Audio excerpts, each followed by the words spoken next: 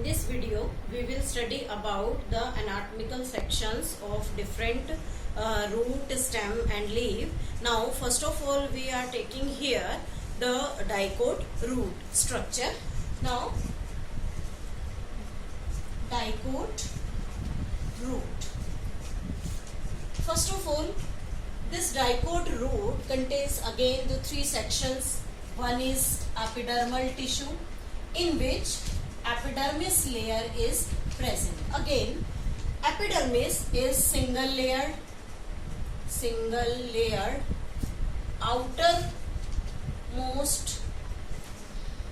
outermost layer is it, and contains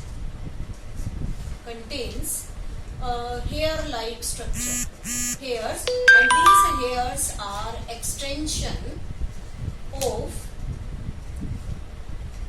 epidermal cells. This is the epidermis. Now we can draw the structure with it. This is the first layer, outer layer, which is known as the epidermis, and at certain places the epidermis become elongated, forming the root hair like structure. Now first one, it is epidermis, and these are the root hairs. Clear? Now next is the cortex. Cortex part is parenchymatous,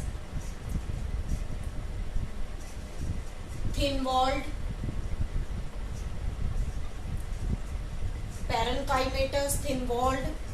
having intercellular space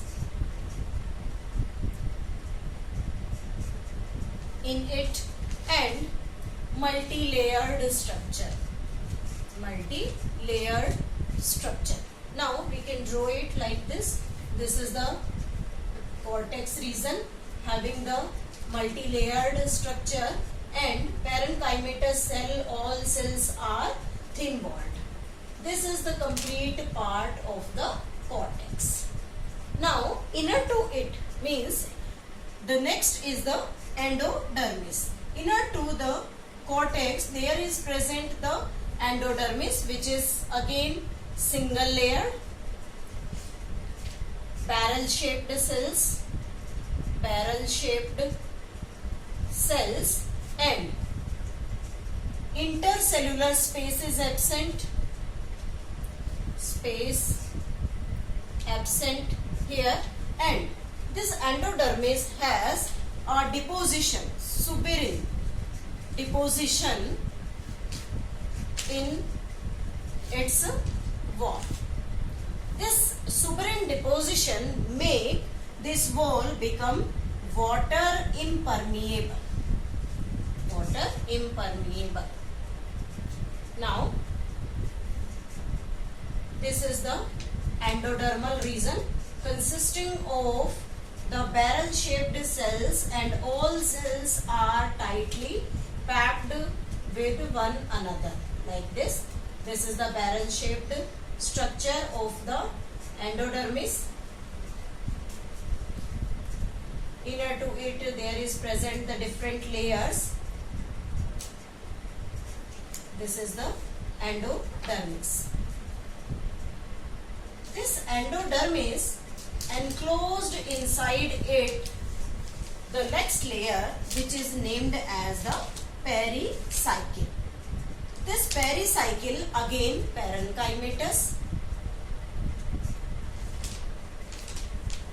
may be multi-layered,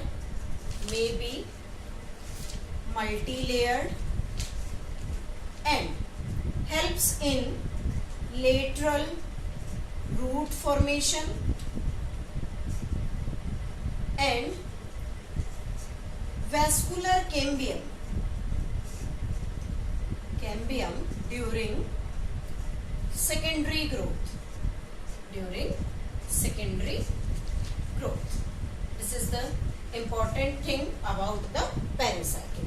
Now we can draw like this a single layered structure that is known as the pericycle, which helps in the lateral root formation as well, and the vascular cambium formation during the secondary growth inside the dicot plant. Now next is the vascular bundle. Vascular bundle. This vascular bundle again consists of the xylem and phloem, and there is the special structure of the xylem and phloem, that is tetrarch. Tetrarch condition is there, exarch condition is there, and radial vascular bundles are there. Radial vascular bundle. This is most important thing. First of all, tetrarch. Tetrarch means there is present the 4 types, or you can say the 4 xylem bundles are there. This is known as the tetrarch condition. And exarch means when we draw this vascular bundle, then the protophloem towards the periphery and the metaphloem towards the center. This condition shows the tetrarch condition or exarch condition in it. And the radial vascular bundle means there is present the phloem alternatively with at different radius into the vascular bundle arrangement. This is the phloem part, and the surrounding place which left here, it is surrounded by the different types of cells which is named as the pith arrangement.